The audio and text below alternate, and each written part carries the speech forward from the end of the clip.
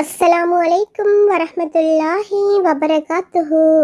தஜ்ஜாலை பற்றியும் அவனுடைய வருகையை பற்றியும் நபிகள் நாயகம் ஸல்லல்லாஹு அலைஹி வஸல்லம் அவர்கள் எங்களுக்கு கூறிய சில விடயங்களை இந்த ஹதீஸின் மூலம் நாம் அறிந்து கொள்வோம். நவாஸ் இப்னு சம்ஆன் ரலியல்லாஹு அன்ஹு அவர்கள் அறிவிக்கின்றார்கள், ஒரு நாள் காலை தஜ்ஜால் பற்றி நபிகள் நாயகம் ஸல்லல்லாஹு அலைஹி வஸல்லம் அவர்கள் கூறினார்கள், பேரீத்தம் மரத்தின் கீற்றில் அவன் ஒளிந்து இருக்கலாம் என நாங்கள் எண்ணும் அளவுக்கு அவனை பற்றி நபிகள் நாயகம் ஸல்லல்லாஹு அலைஹி வஸல்லம் அவர்கள் தெளிவாக கூறினார்கள்.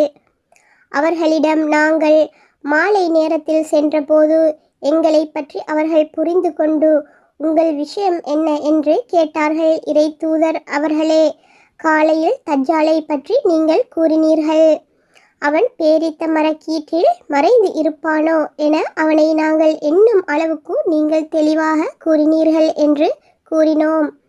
அப்போது நபிகள் நாயகம் ஸல்லல்லாஹு அலைஹி வஸல்லம் அவர்கள், தஜ்ஜாலை விட மற்ற விஷயங்களே உங்களிடம் என்னை மிகவும் பயப்படச் செய்கின்றது.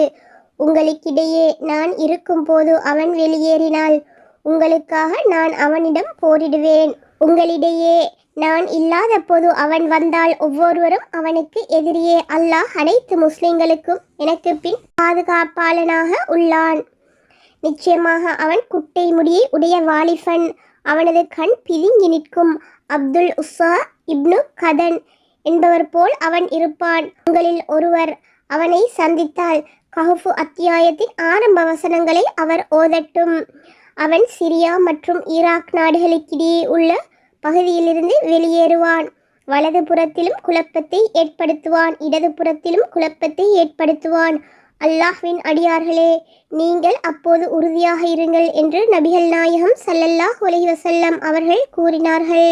இறை தூதர் அவர்களே, பூமியில் அவன் தங்கியிருக்கும் காலம் எவ்வளவு என்று கேட்டோம். 40 நாள். ஒரு நாள் ஒரு வருடம் போல் இருக்கும், மற்றொரு நாள் ஒரு மாதம் போல் இருக்கும், மற்றொரு நாள் ஒரு வாரம் போல் இருக்கும், மற்றவை உங்களின் சாதாரண நாட்களை போன்றுதான் என்று கூறினார்கள். இறை தூதர் அவர்களே, ஒரு வருடம் போல் உள்ள அந்த நாளில் ஒரு நாளுக்குரிய தொழுகை தொழுதால் நமக்கு போதுமா என்று கேட்டோம். இல்லை, அந்த நாளில் அதன் நேரத்தை நீங்கள் கணக்கிட்டு தொழுது கொள்ளுங்கள் என்று நபிகள் நாயகம் ஸல்லல்லாஹு அலைஹி வஸல்லம் அவர்கள் கூறினார்கள். இறை தூதர் அவர்களே, பூமியில் அவனின் வேகம் எவ்வளவு என்று கேட்டோம். காற்று தள்ளிச் செல்லும் மேகம் போல் வேகம் இருக்கும் என்று கூறிய நபிகள் நாயகம் ஸல்லல்லாஹு அலைஹி வஸல்லம் அவர்கள், அவன் மக்களிடம் வருவான், அவர்களை அவன் வழிக்கு அழைப்பான், அவனை நம்புவார்கள், அவன் கூறுவதை ஏற்பார்கள். வானத்திற்கு அவன் கட்டளையிடுவான், அது மழை பொழியும். பூமிக்கு கட்டளையிடுவான், அது தாவரங்களை முளைக்கச் செய்யும். அவர்களில் கால்நடைகள் நீண்ட கொம்புகளுடன் பால்மடு கடத்து வயிறு நிறைந்து கொழுத்து மாலையில் அவர்களிடம் திரும்பும். பின்பு மற்றொரு கூட்டத்தாரிடம் வருவான், அவர்களையும் தன் வழிக்கு அழைப்பான். அவனது கருத்தை ஏற்க மாட்டார்கள், அவர்களை விட்டும் அவன் சென்று விடுவான். அவர்கள் தங்கள் சொத்துக்கள் எதுவும் தங்கள் கையில் இல்லாத அளவுக்கு பஞ்சத்தில் தவிப்பவர்களாக ஆகிவிடுவார்கள்.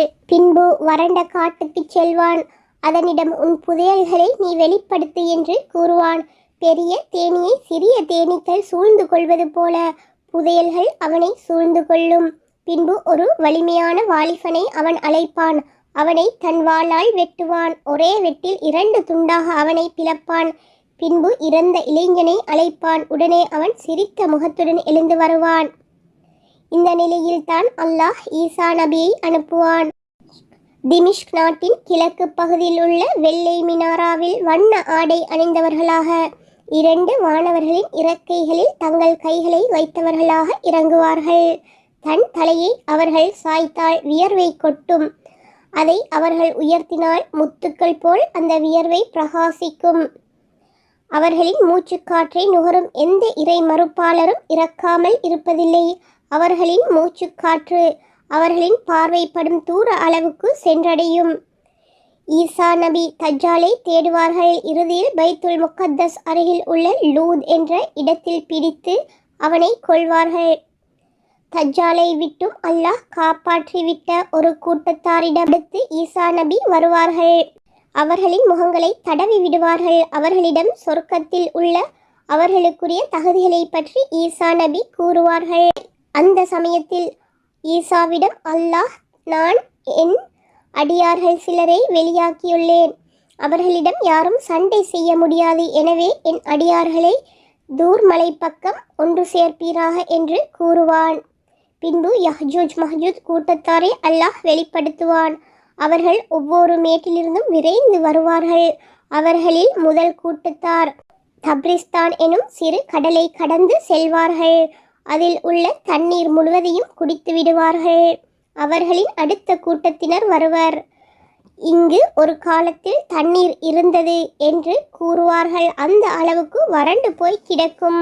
அல்லாஹ்வின் நபியான ஈசா அலைஹிஸ்ஸலாம் அவர்களும் அவர்களின் தோழர்களும் ஒரு மலையில் தடுத்து வைக்கப்பட்டிருப்பார்கள். இன்று உங்களிடம் 100 தினார் பொற்காசு இருப்பதை விட அவர்களிடம் ஒருவருக்கு ஒரு மாட்டின் தலை இருப்பது சிறந்ததாக இருக்கும். ஈசா நபி அவர்களும் அவர்களின் தோழர்களும் அல்லாஹ்விடம் துஆ செய்வார்கள். உடனே அல்லாஹ் அவர்களின் கழுத்துக்களில் அமர்ந்து கொத்தும் பறவைகளை அனுப்புவான். அப்போது அவர்கள் ஓர் உயிர் இறப்பது போன்று ஒரே சமயத்தில் அனைவரும் இறந்து விடுவார்கள்.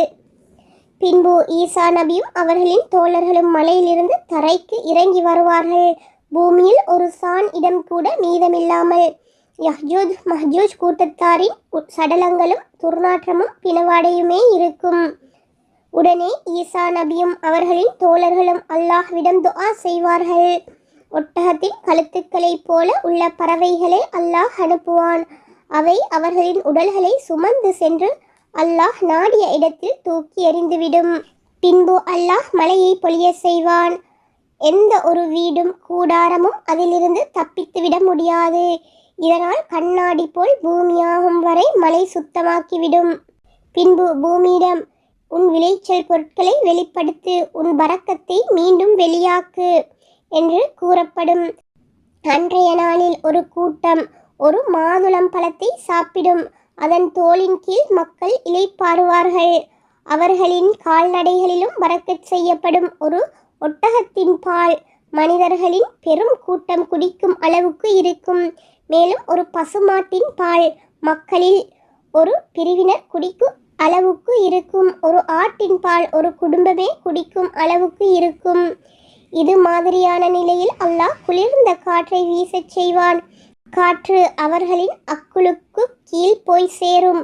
அனைத்து முஸ்லிமான முஹ்மீனான அடியார்களின் உயிர்கள் அப்போது கைப்பற்றப்படும். மக்களில் கெட்டவர்கள் மட்டுமே இருப்பார்கள். அவர்கள் கழுதைகளை போன்று வெட்கமின்றி தங்களுக்கிடையே சண்டை சச்சரவு செய்து கொள்வார்கள். அப்போதுதான் அவர்களிடம் மறுமை நாள் ஏற்படும் என்று நபிகள் நாயகம் ஸல்லல்லாஹு அலைஹி வஸல்லம் அவர்கள் கூறினார்கள். முஸ்லிம் 2937. அஸ்ஸலாமு அலைக்கும் வரஹ்மத்துல்லாஹி வபரகாத்துஹு.